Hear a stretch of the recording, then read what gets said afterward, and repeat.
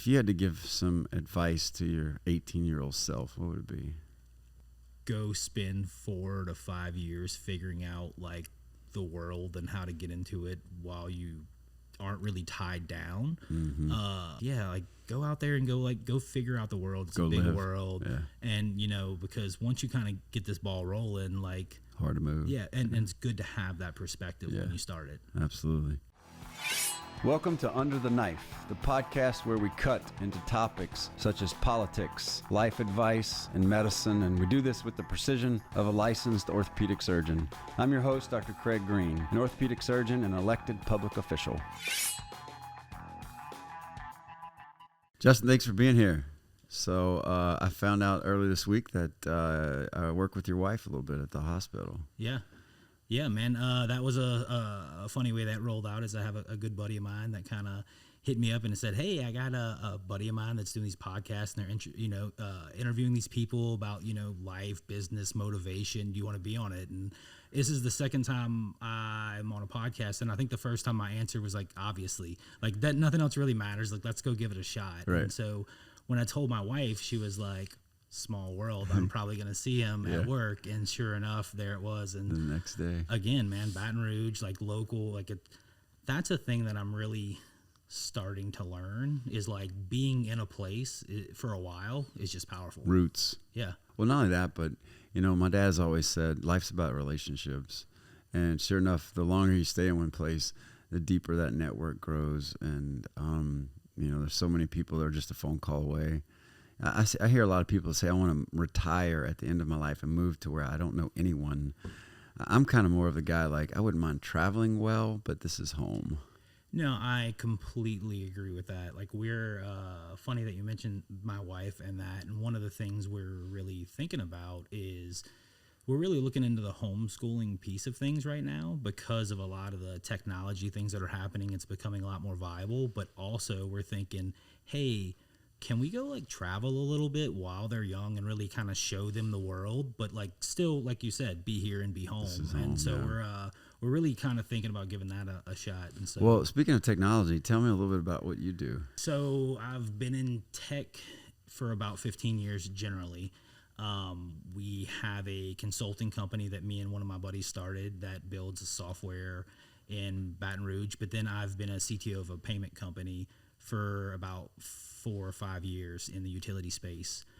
But when you say tech, like the thing that really has me these days and most of the world is the AI stuff. And I think the thing that really hooked me with that was really an interaction with my daughter. And so happy to kind of go into that or any questions about that. Yeah, I mean, one of the things I wanted to ask, maybe you can get into it, is you're talking about education and AI, and do you think that at some point, and you can answer this throughout your answer, are we going to start educating children differently instead of saying, hey, figure out the area under the curve? We got 47 things that can tell us the area under the curve. Why not figure out why you need to know the area under the curve? And that's just an example. Should we, introducing these tools earlier, teach them what they can do with those tools rather than teaching them the way we taught them 50 years ago? So I was actually thinking about this, prepping for this. And I was drawing actually a correlation between medicine and how they call it practicing medicine. And I kind of draw that same correlation in learning. Like, it's a continuous thing. Like, you don't want to go into it thinking you know it. And so I think that's really how education is going to change. Is it's going to become part of more of an understood lifelong thing.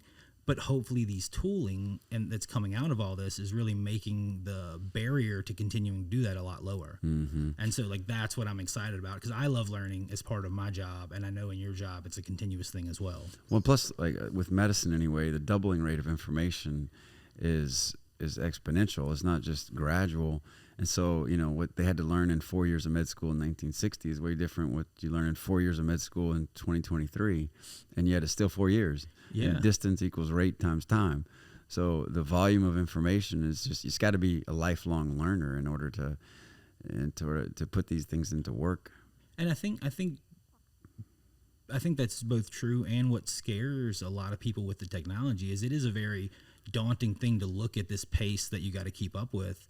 But I think the only way that we're gonna keep up is if you just kind of, you start to like lean into it. Yeah. And I've been loving to do that with my girls, especially in the education piece. Are they catching on? So it kind of blew my mind. This is kind of like the story that really got me. And so I was picking up my girls one morning and I said, "What'd you do?" And my 6-year-old's like, "Oh, nothing." And then she comes back and she's like, "Actually, I read this book." And so I was like, "I got an idea." And I said, "Hey, give me a couple sentences to talk to my kindergartner about this book." Before I knew it, we were talking about like whether Peter's should be sad because he was having a little sister and how that was going to be okay and how she was helping paint the chair for the little sister. And it's like it went from like, oh, nothing to that. Yeah. And like that's when it kind of clicked for me. Like, okay, what this is really doing is we're erasing communication barriers and Right. we're really aiding in that. You know what that reminds me of is, thank goodness someone taught me this, but when my kids would come home from school, sit around the dinner table, and I'd be like, "How's your day?" "Good." That's all I get. And then someone taught me, hey, go a little deeper. And so what I started doing I would say, okay, on a scale of 1 to 10, using 2 decimal points, describe your day today. I don't know. And they had to think for a minute. Oh, 7.85. And then my next question, what does a 7.85 look like? Or what if it was a 4.23? It's okay to have a 4.23 day. Everybody's got them. But what does that look like? And sure enough, 3 or 4 questions in is when their heart just exploded through their mouth, right?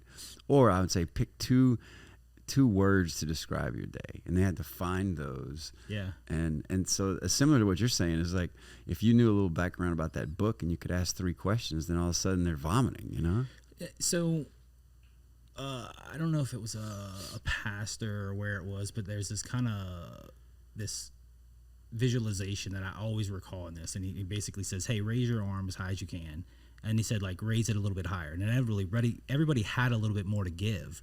And it's really funny how if you just ask the baseline, you just get that piece.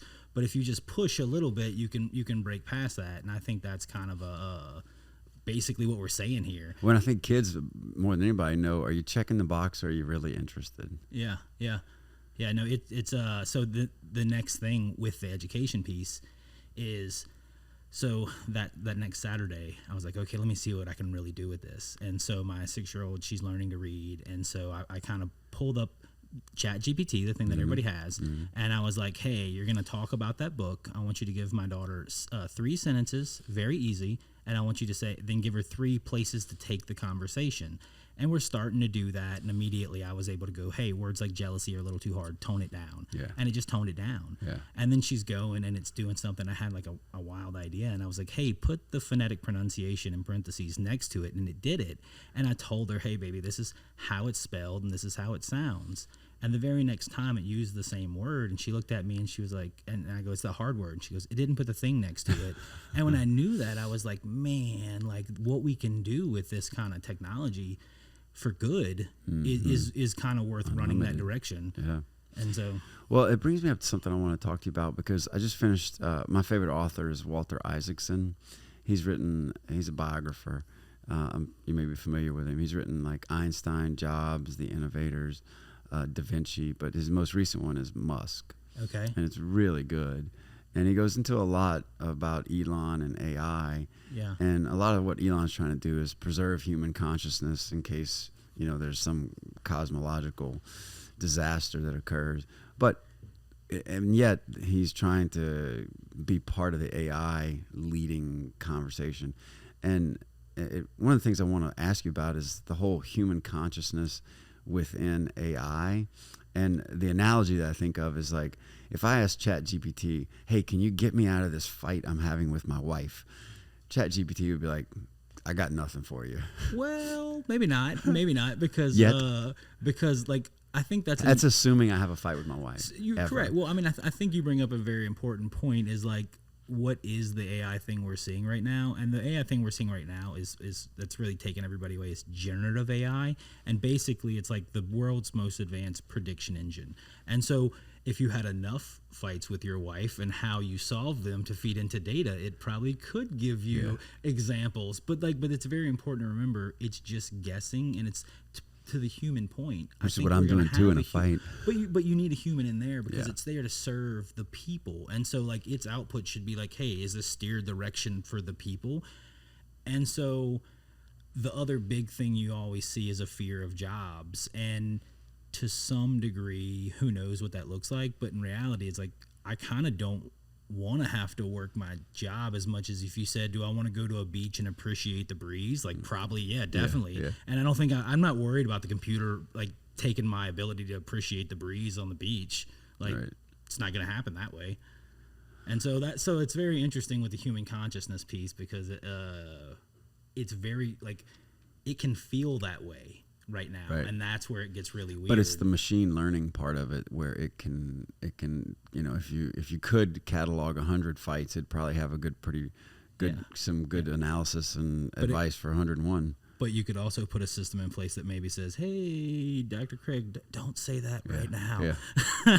I probably need that piece. I need that totally. Does that come with Neuralink? Oh, no, I think about that all the time. And like you mentioned my wife, I was like, man, thank goodness that I like tell her all the time. I'm like, hey, thank you. Yeah. Well, so do you have any, what do you use ChatGPT for right now? Everything. Really? I mean, so this is a very important topic right now because, again, being in public service and healthcare, like, information security is very important. Right. And so you definitely need to be very aware of what you're putting into these systems. And so, like, that's very important. But at the same time, figuring out a way to use this new technology to kind of do good is also equally important. So kind of it's a tug between that. And a lot of times it is like, it's really for me a lot of idea generation. And basically, I'm thinking about doing this, talk me through these 10 steps, and maybe I just pick 3 of them. And so, but like, yeah, it's kind of like, it's like immediate feedback for a thought experiment. That's exactly it. And so if you're like really nerdy into that kind of thing, you can spend a lot of time and a lot of rabbit holes going deep in that. Well, one of the things I really believe is where it could help us, I think that we should live in an idea meritocracy, and it's a way to hypothesis test ideas on a rapid fire basis. So yes, and like this is where it gets really gray, because there's a line of like, is it good enough versus it's the best we have, and so that becomes interesting, because like, all you can feed into it is what did happen. And so like, that's what it's based off of. And so so that's a big piece of it, is like how you make sure what you're using it for has the right kind of data in it to even start with. Well, I guess philosophically is, what other data would we have? No, you're 100%. So I was actually thinking about this the other day, because I really do love the learning part of it. And so a big thing happened. Microsoft bought a gaming company for a massive amount of money. And I was thinking, and I was like, wait a minute, those gaming companies are all problem solving with analytics of how those problems got solved, and they're tied to a player. And I was like, those could be the perfect profile for think of every kid that played a game. What if that profile went to the school and it was like, hey, here's the best way they learn. Give them the content in this way. And so like, I really look at that as like, what if that could happen? Well, if you read that book, and also just finished a book by Michael Lewis on Sam Bankman-Fried, and both of them in their spare time would addictively play these video games that are problem solving on another level. They're different games for each one of them, but that's the way their minds think. And then they would code for and it's almost like their version of reality is that video game in reality. Does that make sense? Yeah. It's kind of like like a manifestation, but not in like a magical sense. Just that if you keep operating that way, you're more likely to have things turn out that way. And so if you keep putting out what you want, like our community or world to be like, and just operate that way, it's probably the best way you're going to get it to be that way. Well, and to your point, and we deal with this a lot in the utility space, is the formula. Let's say the AI algorithms are only as good as the inputs that are coming in. And then you have to ask, well, who's controlling the inputs? Because let's say I'm having access to that algorithm, but I don't have access to the inputs. Yeah. Like it's not an open source thing anymore, isn't it? Well, Some of them are. So that's another piece. I do think that the open source variants are gonna catch up very quickly, for the most part, to what a lot of the businesses can use for a lot of great things. Because you look at it, even, it's all about specialization. You probably know this. Like, if you take someone and you say, I'm going to specialize right here, they can get pretty good at doing this piece, but they might not know a lot about these other components. And I think you're going to see a lot of that. To kind of come back to some of the books, have you read Outliers? Yes. And so it talks about the correlation of timing in a lot of these things. Like and Steve Jobs and programming. Exactly. And so I look at it right here. It's like we're at a point with timing where it's like, okay, if we get this right, man, it'd be great to be in this side of the timing for what we could get into.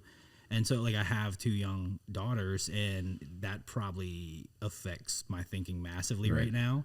And so I see a lot of schools afraid of it right now. And of the unknown. Well, I mean, and I get it. Because they're not familiar with it either. And they have a hard job. Yeah. Like, they have, like, a lot of students, and they have to monitor which ones are using it for good and which ones are using it nefariously. That's where I just wonder if we're going to change from, hey, conjugate this sentence, to I have something that can conjugate this sentence. Why don't you share us with what your heart is or your ideas are, and use as many tools as possible to paint a canvas of whatever your specialty is. And I think it's going to be that. It's going to be about both teaching and educating, but also using it to search out what things they have to offer individually, and really focusing on their ability to surface those things. And so, if they're good at creative arts, it's going to be like, use this tool to further your creative arts. If they're good at like diving into like data, it's going to be like, use this tool to better figure out the most important data to dive into. Well, I understand that, in our time frame, where I'm probably way older than you, but for writing a paper, there was this plagiarism checker that you could run it through, and that the colleges could run it through to see, did you plagiarize anything? And it's my understanding that there are AI checkers that educators now have, but it seems like I'm not saying the false positive rate is like, that's where we're going to get in a weird gray area right now. And that's why I just think education is going to probably shift a little bit to say, okay, start using this tool. It has to create something. Because the technology is not going to go away. No. The expectation in the workforce is going to be that people can kind of keep up with any other people that are probably using this tool. Well, let me say this. So I read a book once called 1 Second After, and it's kind of this factual fiction book of what happens 1 second after an EMP goes off in the stratosphere, and like the grid goes down. You can't get $1 out of the ATM, and the currency becomes beans, bullets, toothpaste, antibiotics. Do you think that the world that we live in and the connectivity of it, and now, like, you take Starlink, for instance, it's not necessarily plugged everywhere, but how fragile do you think all of this is, and what happens if there's a reset? That's not a one sentence answer either. Well, I mean, I think a lot of things that people don't think are fragile are already fragile. Yeah, like if you think about like a 16-year-old kid's in a 7,000-pound vehicle doing 70 miles per hour, 3 feet inches, from another one. Exactly. And so like when you start to think about that, you start to kind of come to terms with that fragility. But yeah, it's a hard answer because there is a lot of value to like living off of what's there and like teaching that, and the more and more you get into this other side, the less and less you teach that. But maybe at the same time, the more and more you get that way, more and more people maybe are freed up to think about solving this problem, or preventing or making it less fragile. Right, exactly. And so like that, maybe that, like, that's where the optimist side almost has to come in, because the other side goes dark quickly.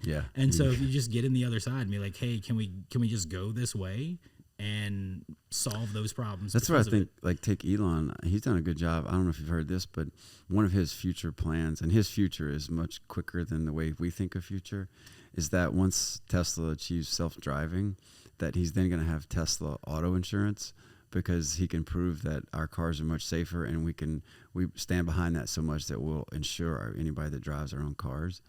such that the 17-year-old driving with the other 17-year-old, Mm-hmm. the probability, and I think all of life is risk and probability of them hitting one another goes down enough that he's willing to insure it. Sure. And that's based off of technology and his vision for AI and self-driving cars, you know.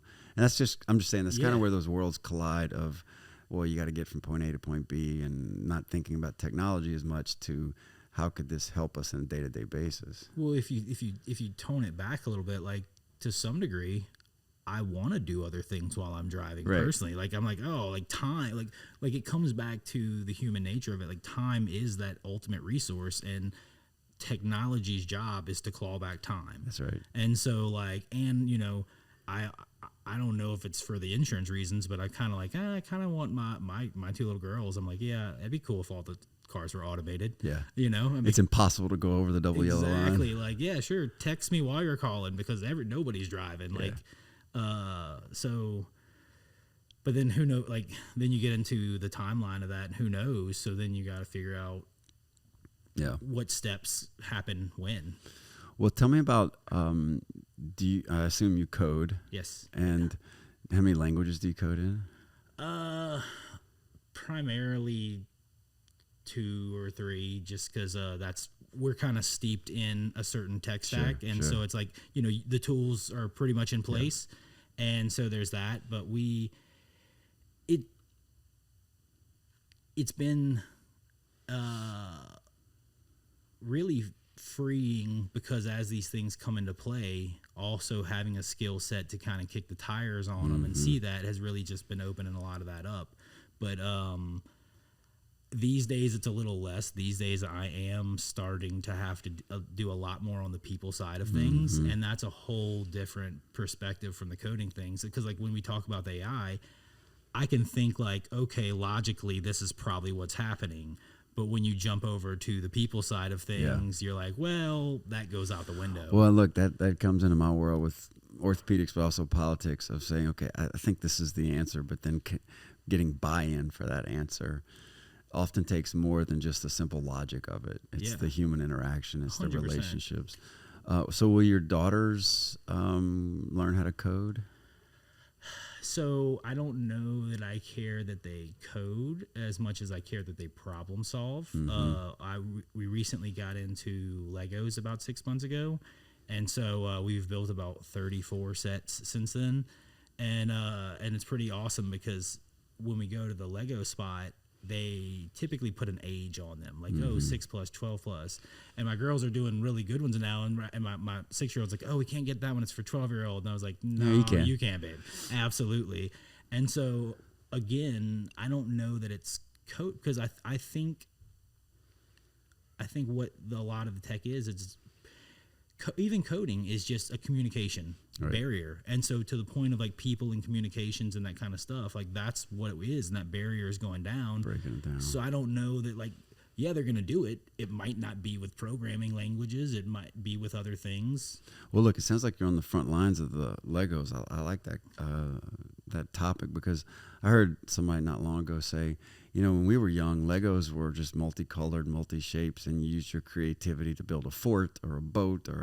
Well, now there's a 112-page manual to build a starship from Star Wars, but there's no creativity. It's just following step by step. What do you do with your kids? Is it like, hey, create something, or is it follow the steps?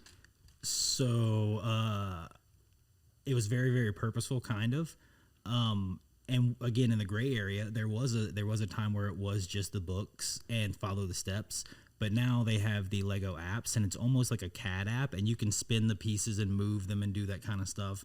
And so for one, just doing that in a step-by-step manner, but also having that freedom in there to spin and do these things and show them other perspectives really kind of helped them in that piece. And so then they were building that, and I would kind of teach them to do that. And we built a bunch of different ones in the set, and then I built a table for them, and we put them all together and kind of like built like the city together. And then once we built the city, I kind of did start buying some of the other ones and just build whatever you want, because now I felt like they had this view in their mind of like, oh, we can build this whole city that we want, and they got past that piece.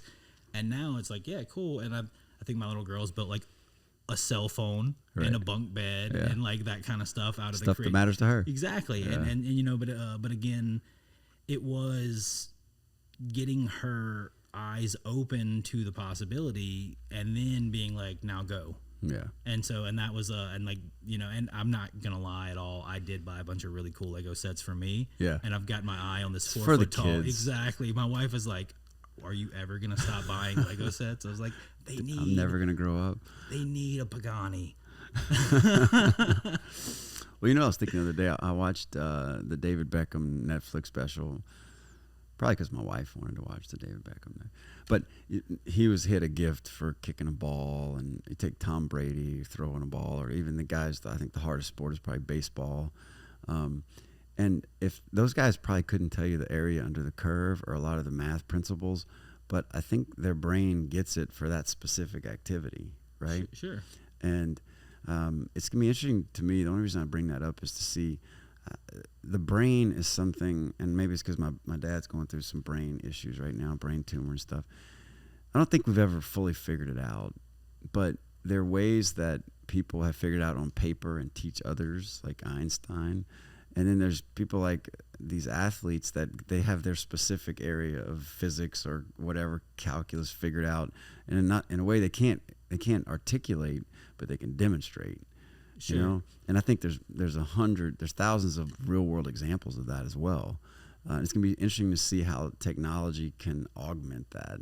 What do you think? I completely agree with that. I work with a lot of people that can do things that I just don't do, like people that are in a lot of the sales and definitely kind of relationship development pieces. Like I have the types of relationships I'm good at developing, but then there's a lot of people that can just walk into a room and just kind of just meet people and chit chat and do a lot. Exactly. A lot of them. And so, you know, I'm hoping that like a lot of this allows those different pieces to kind of come out in whatever way. But, and I don't know that I really care to be all those pieces, you know, like I know the pieces that make me happy. And, you know, your Lego sets. Pretty much. Yeah. You know, and I'm figuring it out little by little. Right. But that's, that, I think that's the piece there is kind of, you talked about this idea, this meritocracy thing. And it's like, well, who knows? This might be a path. It might not, but let's give it a shot. Right. So that's kind of. And if we fail, we learn a lot by that. 100%. You definitely learn a lot through the failure pieces. There's a whole lot to go into that, and so maybe that's maybe another topic. Well, look, I appreciate you being on. We're going to wrap it up. One thing I want to ask you in closing is if you had to give some advice to your 18-year-old self, what would it be? Go spend 4 to 5 years figuring out like the world and how to get into it while you aren't really tied down. Mm-hmm. We had some opportunities to kind of go out and like to the Bay Area and stuff like that. We were about to have our second kid, and so we stayed close, and it's great. We had some great things happening. But if we wouldn't have, and I think again we would have came back. Mm-hmm. But like go out there and go figure out the world. It's a big world, and you know, because once you kind of get this ball rolling, like hard to move. Yeah, and it's good to have that perspective when you start it. Absolutely. Hey man, thanks for being on. No problem. Thank you. Thank you for joining us today, and a big thank you to all of our listeners for tuning in to this surgical exploration of politics, healthcare, and life. I've been your host, Dr. Craig Green. Remember to stay informed, stay sharp, and join us next time to see which of life's topics we'll dissect under the knife.